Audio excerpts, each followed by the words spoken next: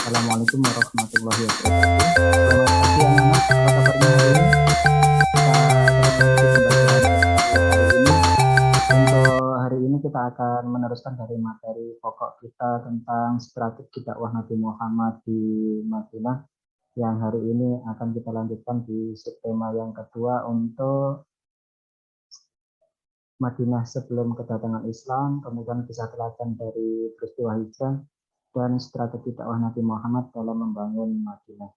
Baiklah, untuk materi pembelajaran hari ini, dari materi tentang kisah teladan dari Nabi Muhammad dan peristiwa hijrah, kemudian keadaan Madinah sebelum Islam dan strategi atau usaha Nabi Muhammad dalam membangun Madinah, dapat saya jelaskan dalam paparan slide berikut ini. Dari pembelajaran hari ini nanti kita akan masuk di tiga tema, yaitu yang pertama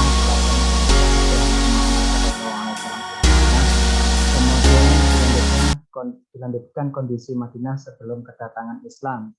Kemudian usaha Nabi Muhammad SAW dalam membangun kota Madinah. Next, kita masuk di subtema yang pertama, kisah teladan dari peristiwa hijrahnya Nabi. Banyak kisah teladan selama perjalanan hijrah kaum muslimin dari Mekah ke Madinah, seperti dicontohkan kisah Suraqah bin Malik bin Jisyam yang bermaksud menangkap Rasulullah karena ia tergiur hadiah yang akan diberikan oleh orang kafir. Ia pun mengejar Rasulullah saat hampir mendekati Rasul dan kudanya pun tersungkur. Saat hampir dekat, kudanya pun tersungkur lagi.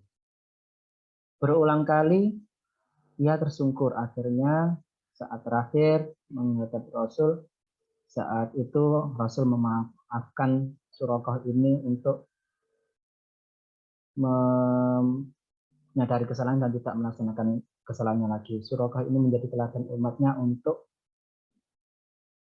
memaafkan segala kesalahan ini yang dicontohkan oleh Nabi Muhammad SAW kepada umatnya. Selanjutnya, umat muslim berbondong-bondong melakukan hijrah, meninggalkan harta bendanya di Mekah untuk menuju ke Madinah menuruti perintah Allah Subhanahu wa taala ataupun yang diperintahkan oleh Rasulullah Muhammad SAW. Kaum muslimin yang ikut hijrah pun meninggalkan harta benda mereka untuk menjalankan perintah Allah ini. Sahabat Suhaib Ar-Rumi memberikan harta emasnya yang dikubur di depan rumahnya untuk bisa dibiarkan untuk hijrah ke Madinah. Karena saat itu ia ditangkap oleh kaum kafir Quraisy Mekah yang sedang mengepung Madinah yang menghadang para muslim Mekah yang akan hijrah ke Madinah. Perjuangan inilah yang perlu dicontoh oleh kaum muslimin yang selalu menjalankan perintah Allah, bukan hanya karena takut dengan ancaman orang kafir, melainkan juga karena bentuk berbaktinya kepada Allah Subhanahu wa taala sampai rela meninggalkan harta bendanya demi meninggalkan atau menjalankan perintah Allah. Beberapa kisah itu tadi dapat kita ambil contoh untuk kehidupan kita di masa sekarang. Selanjutnya, kota Madinah sebelum kedatangan Islam. Kota Madinah atau Yasrib merupakan kota yang sangat luas. Madinah merupakan daerah pusat pertanian di Jazirah Arab karena daerahnya yang subur. Madinah dikenal mempunyai oase atau oasis atau wadi yang cukup banyak sehingga bisa mendukung sektor dari pertanian.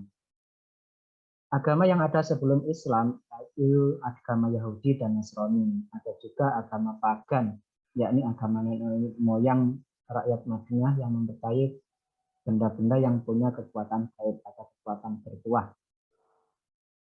Masyarakat Madinah pada masa pra-Islam, mereka mengukuhkan dirinya sebagai manusia utama dan menganggap dirinya lah yang atau kelompok mereka lah yang paling benar. Sebelum datangnya Islam, sering terjadi percekcokan antar kelompok dikarenakan perbedaan agama dan kepercayaan. Kondisi masyarakat Madinah umumnya terbagi menjadi dua, yaitu masyarakat Yahudi dan masyarakat Arab. Masyarakat Yahudi terdiri dari 3 suku besar, yakni Bani Quraizah, Bani Quraizah, dan Bani Nadir. Sedangkan masyarakat Arab terdiri 2 suku besar, yaitu meskipun kecenderungannya yang lebih besar adalah penganut agama Yahudi. yang mana Yahudi terpecah lagi atau terkelompok lagi menjadi 3 kelompok. Dalam sektor usaha Nabi dalam membangun masyarakat Madinah dilakukan beberapa hal, meliputi pembangunan Masjid Nabawi yang membawa perubahan besar di Madinah.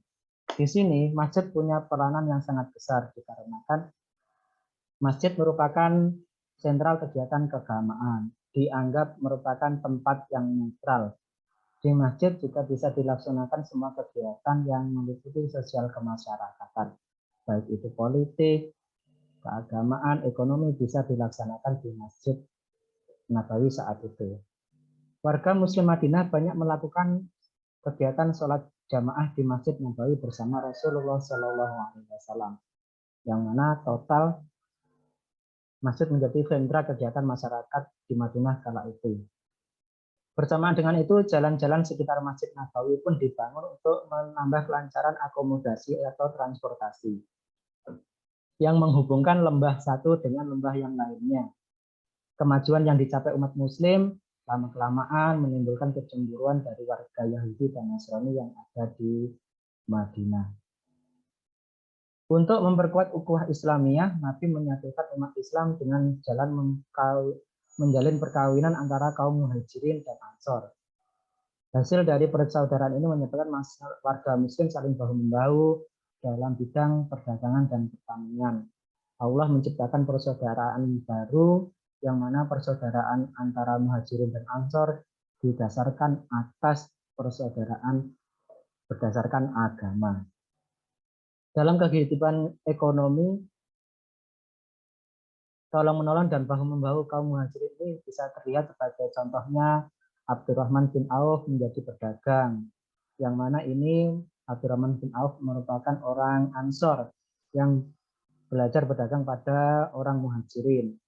Sebagian dari sahabat Muhajirin, yakni Ali bin Abi Thalib dan Umar bin Khattab, belajar untuk menjadi petani, juga belajar dari orang-orang Ansor Madinah.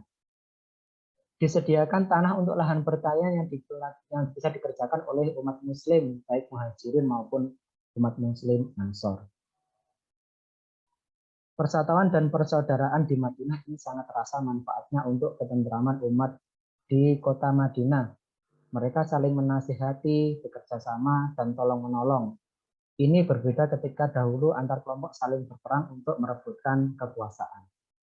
Mereka bersatu padu dalam ikatan Islam yang mana di dalamnya berasal dari golongan-golongan yang berbeda-beda. Bentuk kepedulian umat Ansor atau kaum Ansor kepada kaum Muhajirin. Yang pertama, menyediakan rumah atau tempat tinggal. Selanjutnya, memberikan sandang pangan untuk hidup awal saat mereka datang dari hijrah. Mencarikan dan menyediakan pekerjaan bagi kaum Muhajirin. Memberi kemudahan modal. Membagi tanah pertanian untuk bertani. Membimbing cara bertani. Kemudian mereka itulah yang termasuk ke dalam golongan as-sabiqul awalin atau orang-orang yang pertama masuk Islam. Usaha Nabi selanjutnya adalah mendeklarasikan Piagam Madinah. Piagam Madinah adalah perjanjian antara umat Muslim dengan non-Muslim Madinah, yang mana perjanjian itu berisi yang pertama, kaum Yahudi dan Muslim bersatu melawan musuh dalam perang untuk melindungi Madinah. Kaum Yahudi dan Bani Auf diperlakukan sama dengan kaum Muslim. Selanjutnya, kaum Yahudi tetap dengan agama Yahudi dan yang Muslim tetap dengan agama Islamnya. Semua kaum Yahudi dan semua suku diperlakukan sama dengan Yahudi Bani Auf. Kaum Yahudi dan Muslim bersama-sama melawan musuh yang menyerang Madinah. Kaum Yahudi dan Muslim harus saling mengingatkan ketika terjadi penganiayaan dan kezaliman yang terjadi di wilayah Madinah. Selanjutnya, kota Madinah dipertahankan bersama-sama dari serangan pihak luar. Sayangnya, dari isi perjanjian ini tidak berjalan lama diingkari oleh pihak Yahudi. Bahkan mereka berusaha mengingkari dengan terang-terangan. Banyak sahabat yang tidak setuju dengan Piagam Madinah ini. Tapi Rasulullah memberikan isyarat bahwa dengan piagam Madinah ini, ketentraman yang tercipta bisa dimanfaatkan Nabi untuk mengirimkan wakil-wakilnya untuk menyebarkan Islam keluar wilayah Madinah. Di daerah sekitar luar kota Madinah, Rasul mengirim utusan untuk menyebarkan Islam melalui utusan-utusan sahabat yang dikirim secara khusus untuk menyebarkan agama Islam.